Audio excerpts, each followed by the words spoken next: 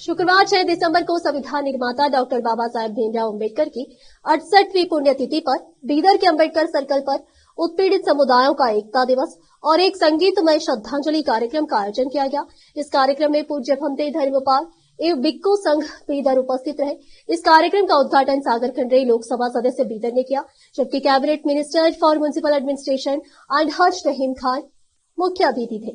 इस कार्यक्रम की अध्यक्षता डॉक्टर राजशेखर सेडमकर, अध्यक्ष हिंदू जाति संघ बीदर ने की।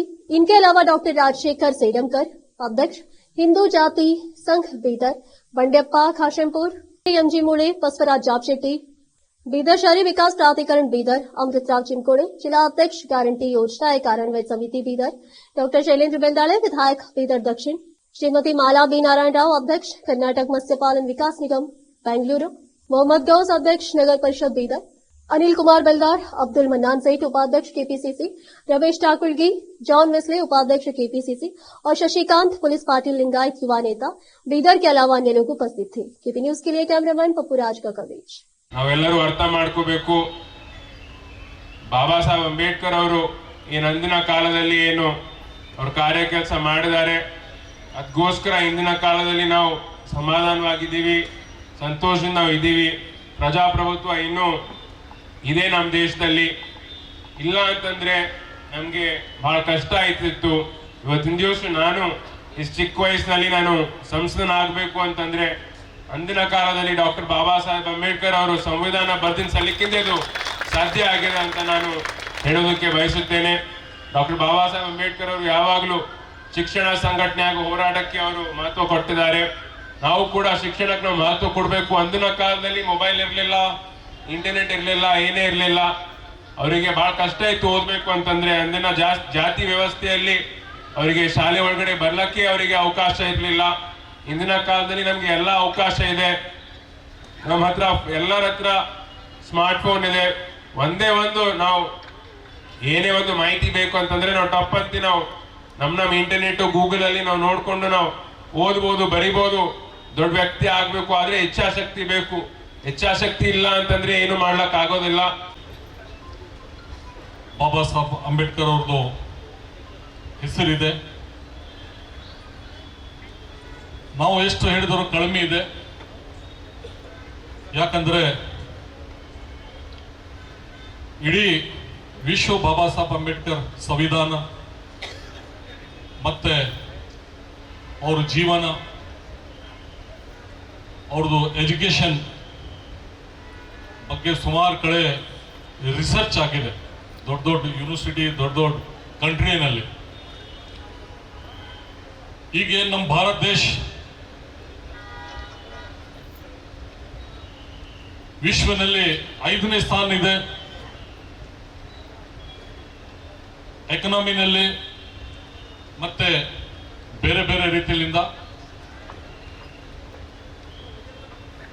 तमेलरिगे गोत्तिरबहुदु, सभी को पता होना चाहिए। डॉक्टर बाबा साहेब अंबेडकर ಅವರು ಶ್ರೇಷ್ಠ ಚಿಂತಕರು, ಮೇಧಾವಿಗಳು। ಅವರೆಷ್ಟು ಚಿಂತನೆ ಹಾಗೂ ತಾರೀಫ್ ಮಾಡಿದ್ರೆ ಕಡಿಮೆ ಅದ। ಅತ್ಯಂತ ನೋವಿನ, ಅತ್ಯಂತ ಕಷ್ಟದ ಜೀವನ ನಡೆಸಿದ್ರು ಕೂಡ ಅತ್ಯಂತ ಶ್ರೇಷ್ಠ ಸಾಧನೆ, ಇಡೀ ವಿಶ್ವವೇ ತಲೆಬಾಗುವಂತ ಕೆಲಸ ನಮ್ಮ ದೇಶಕ್ಕೆ ಸಂವಿಧಾನ ಕೊಟ್ಟ ಏಕೈಕ ವ್ಯಕ್ತಿ, ನಮ್ಮ ಹೀರ ರತ್ನ, ಅದು ಡಾಕ್ಟರ್ ಬಾಬಾ ಸಾಹೇಬ್ ಅಂಬೇಡ್ಕರ್ ಅಂತ ಹೇಳಕ್ ಇಷ್ಟಪಡ್ತೀನಿ। ಅಷ್ಟೊಂದು ಇದರಲ್ಲೂ ಕೂಡ ಸಮಾಜದ ಏಳಿಗಾಗಿ ಎಲ್ಲಾ ಸಮಾಜದ ಮೈ ಜುಮ್ ಅಂತವ ಹಂಗೇನದಲ್ಲ ಗಾನಗಳವ।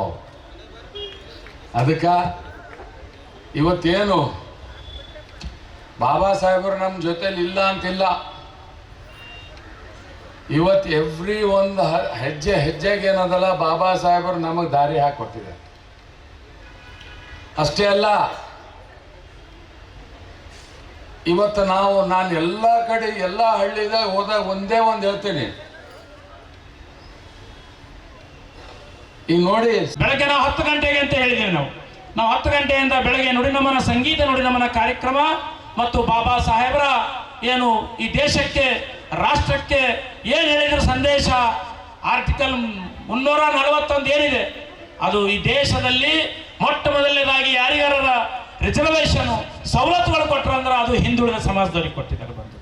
ಹಾಗಾಗಿ ನಾವು ಇವತ್ತು ಶೋಷಿತ ಸಮುದಾಯಗಳ ಒಂದು ಹಿಂದುಳಿದ ಸಮಾಜದ ವ್ಯಕ್ತಿಯನ್ನ ಒಬ್ಬ ಸಮಾಜ ಸೇವಿ ಡಾಕ್ಟರ್ ಶೇಡಂಕರ್ ಅವರನ್ನ ಈ ದಿನ ನಾವು ಅವರಿಗೆ ಈ ಸಮಾಜದ ಒಂದು ಸಂದೇಶವನ್ನು ಕೊಡಲಿಕ್ಕೆ ದಲಿತ ಚಳವಳಿ, ದಲಿತ ಸಂಘಟನೆ ಚಳವಳಿ ಇವತ್ತ ಇಡೀ ಎಲ್ಲಾ ಶೋಷಿತರನ್ನ, ಎಲ್ಲಾ ಹಿಂದುಳಿದವರನ್ನ, ಎಲ್ಲಾ ಆಗ್ತಿರ್ಲಿಲ್ಲ ಅನಿಸುತ್ತೆ. ನಾವು ಕೂಡ ಈ ವೇದಿಕೆಯನ್ನು ಅಲಂಕರಿಸಲು ಸಾಧ್ಯ ಆಗ್ತಿರ್ಲಿಲ್ಲ ಅನಿಸುತ್ತೆ. ಅವರು ಈ ದೇಶದ ಒಂದು ದೊಡ್ಡ ಶಕ್ತಿ ಆಗಿದ್ರು. ಅವರು ವ್ಯಕ್ತಿ ಆಗಿರಲಿಲ್ಲ, ಶಕ್ತಿ ಆಗಿದ್ರು ಬಂಧುಗಳೇ. ಅವರು ಪಟ್ಟಂತ ಕಷ್ಟಗಳು ಈಗ ತಾನೇ ಎಲ್ಲರೂ ಹೇಳಿದ್ರು. ಲಂಡನ್ನಲ್ಲಿ ಎಜುಕೇಶನ್ ಮಾಡಿದ್ರು ಅವರು ನಮಗೆ ಸಂವಿಧಾನ ತಂದುಕೊಟ್ರು, ಎಲ್ಲರೂ ಮಾತಾಡಿದ್ರು. ಅದನ್ನ ನಾವು 2 ನಿಮಿಷದಲ್ಲಿ ಭಾಷಣದಲ್ಲಿ ಹೇಳಿ ಮುಗಿಸ್ತೀವಿ ಬಂಧುಗಳೇ. ಆದರೆ ಅವರು